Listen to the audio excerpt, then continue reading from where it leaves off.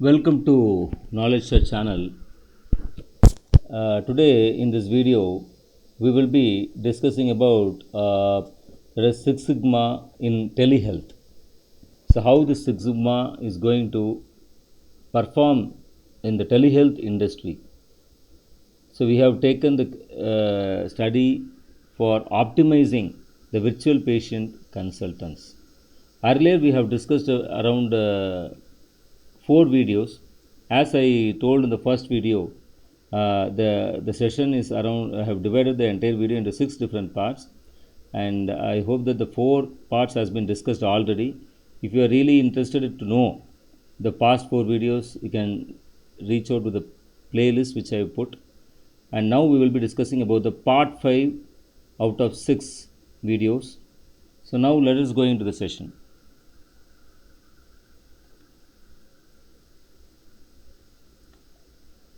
So in order to have a small quick recap of what is happening, so what is actually the need for Six Sigma, is it right? So for example, the need for Six Sigma is nothing but, for example, what is the primary goal of the Six Sigma? So the primary goal of the Six Sigma is to reach to a level of quality where a process produces no more than 3.4 DPMO. What is the DPMO? Defects per million opportunities. So it should not. So that is the primary goal of Six Sigma is to reach to a level of quality where the process produces no more than 3.4 DPMO. Okay. See, actually, this Six Sigma is, for example, it is more than just a quality control tool. Actually, it uses this data-driven philosophy, and it is used by world's largest organizations to achieve the near perfection. See, for any MBA student or professional, understanding its why and where is key to the career growth. And you can see that what is the need for the Six Sigma is it will be always minimizing the variation, it will be increasing the profitability, and it is a fact based decision making tool okay. So you will be analyzing the facts, and based on that you will be making the decisions. So it's very good for decision making as well. It will improve the customer loyalty. So by using high quality everything. Okay, so this is what is all about the Six Sigma. It has been used widely in many of the MNC companies. So it was found by Motorola in 1986. I hope, yes, it is 1986, and again it was implemented by Ford actually, and then it was spreading to all other industries. So now, for example, the most prominent MNCs like Amazon, Microsoft, Google, Intel, Samsung,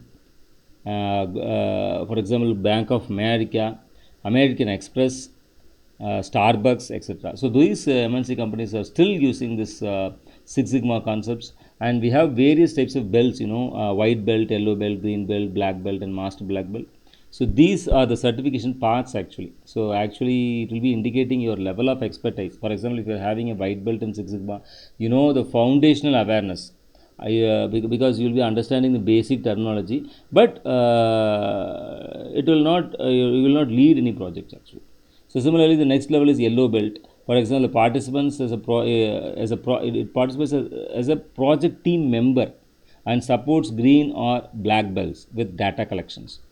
And next is green belt. So similarly, it leads smaller and departmental projects actually. And similarly, black belt, it is a full-time change agents. So they lead complex cross-functional projects and mentor the green belts. And finally, master black belt, that is MBB. They will be calling as MBB, master black belt. This is the highest level actually. So they act as a strategic consultants, train the black belts, and manage the organization's entire LSS that is Six Sigma portfolio. There are many job opportunities for which we will be discussing later of the session. Okay, so now we will move on to the video. So in this we were discussing about various things like what are the challenges related to the patient volume, wait times, patient safety. So everything we have discussed in the previous. So I just want to have a quick recap. So we were discussing about the DMAIC. Okay, so how this DMAIC is used in Six Sigma and how it is also used in our telehealth project. So what is the full form of DMAIC? Define, measure, analyze, improve, and control. Is it right? So now I have given for various things we have discussed about.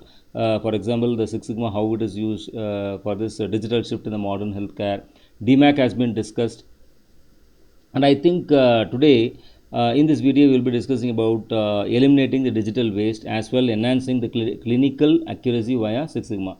And in the later videos we will be discussing about, there is only one video is left out, that is sixth video, which is the last part of the video. So we will be discussing about the improving the user experience, that is UX experience, and finally we will be closing the entire session with this strategic scalability for global healthcare. The discussion about the strategic scalability for the global healthcare, and finally we will be closing the entire session, and we'll be moving on to the new session. So in this video we'll be discussing about the eliminating the digital waste, as well we will be discussing about the enhancing the clinical accuracy via the Six Sigma. So here you know that for example what do you understand from this actually? See for example,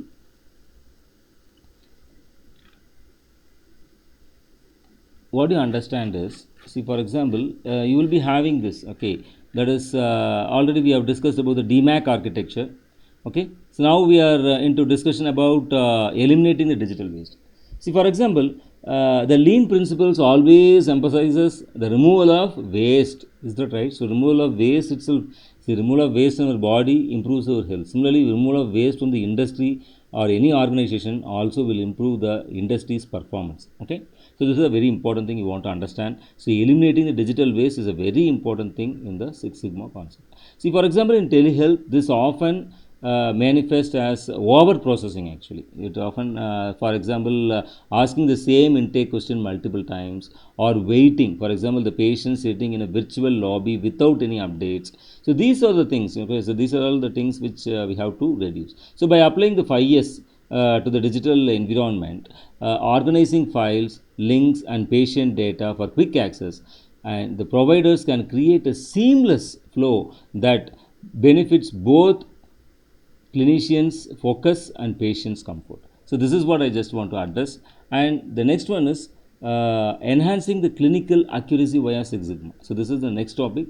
See for example, while lean always focuses on speed, actually Six Sigma focuses on reducing the variation in the clinical outcomes. So lean always focuses on the speed, whereas Six Sigma focuses on reducing the variation in the clinical outcomes. So for example, in a virtual setting, this means standardizing the virtual physical exam to ensure no critical symptoms are missed due to lack of physical touch. By following the Six Sigma checklist, providers ensure that every virtual visit meets the same high quality standard as an in-person appointment, which reduces the risk of misdiagnosis. We have to understand it. Is it right? So hope you are clear with actually the strength of the Six Sigma, advantages of the Six Sigma, concepts of the Six Sigma, and why the Six Sigma is used as a need of the hour things, okay, in many of the industries. And anyway, actually I just want to close this session. Okay, so this actually have given you an insight of how the Six Sigma is used in telehealth industries. And actually I just want to close the session with basic discussions, like why the Six Sigma concepts are needed. Because it is a quality control tool, it is based on a data driven philosophy, and it gives the career growth, as well as it improves the industry performance, it eliminates waste, and it is really a need of the hour thing for most of the industries. So many of the MNC companies are using this. Okay, so as we have already told, and there are lots of job opportunities for this Six Sigma students. So so what are the different job opportunities? So already have told you that there are various belts, and various belts like white, yellow, green, black, and mass black. So what are the job opportunities? You can be placed as a continuous improvement manager, or you can go as an operation manager, or you can go as a QA manager, which is called as quality assurance manager, or you can go as a project manager or process consultant, and as well you can go as a data scientist. So these are the different job opportunities for certified professionals, that is who have this white belt, yellow belt, green belt, black belt, and master black belt. So with this, I just want to close this session. Okay, so anyway, I hope that I've given you a small overview of things related to the Six Sigma and its applications. So in next video we'll be going with the last part of the session. So really very thankful for your patient listening. If you really like this video, please give a thumbs up, and if you have any doubts, give a comment, and so that whenever I'm free, I will just answer your queries. And if you feel that this particular video is useful to someone, please share it. And if you feel that the videos are which I post in this channel are really very useful to everyone, please subscribe to this channel, which will be a good motivation factor for me by putting more such videos in near future. So thank you very much for your patient listening. Thank you.